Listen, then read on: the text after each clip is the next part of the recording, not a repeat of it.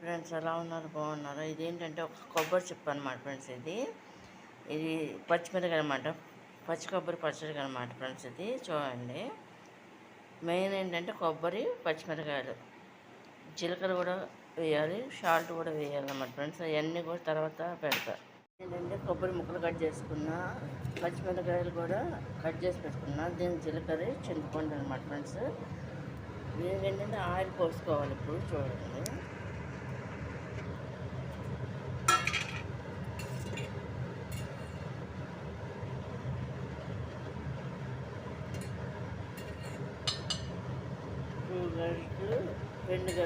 రెండు గరిటెలు ఆయిల్ పోసాను. ముందు మిరపకాయలు వేస్తున్నాను అన్నమాట. చూడండి,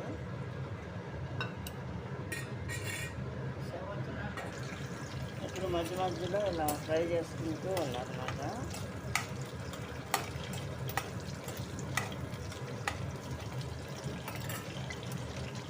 ఫ్రెండ్స్, ఇప్పుడు పచ్చి కొబ్బరి ముక్కలు కూడా వేసేస్తున్నాను అన్నమాట.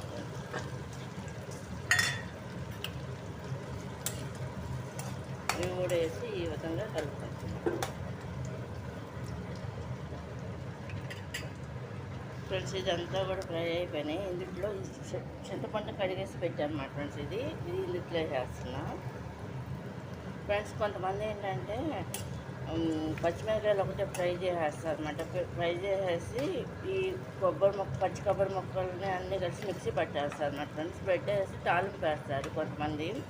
అలా కూడా వేస్తాం మేము. ఇట్లా కూడా చేస్తాం అన్నమాట ఈ కొబ్బరి పచ్చడికి. చూడండి, కొబ్బరి ఫ్రై అయిపోయింది. దీంట్లో ఏంటంటే మనం జీలకర్ర వేసుకోవాలన్నమాట.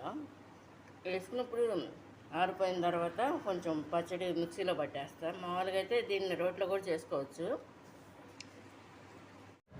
ఫ్రెండ్స్. ఇది ఈ విధంగా ఫ్రై చేసుకోవాలన్నమాట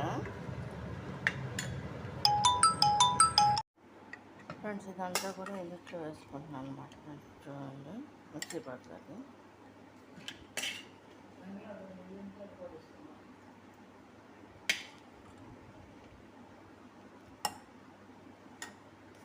ఫ్రెండ్స్, ఇందులో మొత్తం అన్నీ వేస్తే చింతపండుతో సహా. ఇప్పుడు ఏంటంటే ఎల్లుల్లిపాయలు అంటే ఈ గబ్బాలు 5 వేస్తున్నా.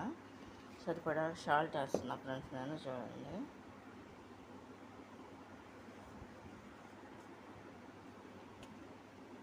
వేసి మిక్సీ పడుతున్నా.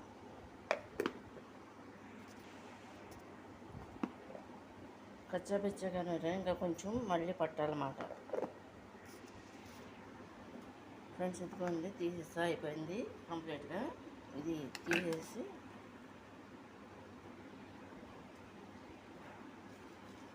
ఇది బ్రేక్ఫాస్ట్లోకి, అంటే టిఫిన్లోకి, రైస్లోకి చాలా బాగుంటుంది అన్నమాట.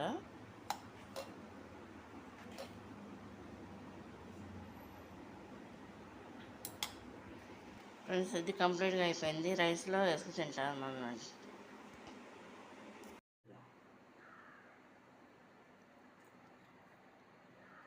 ఇది రైస్లోను, బ్రేక్ఫాస్ట్లోను ఉపయోగిస్తారు అన్నమాట కొబ్బరి చట్నీ.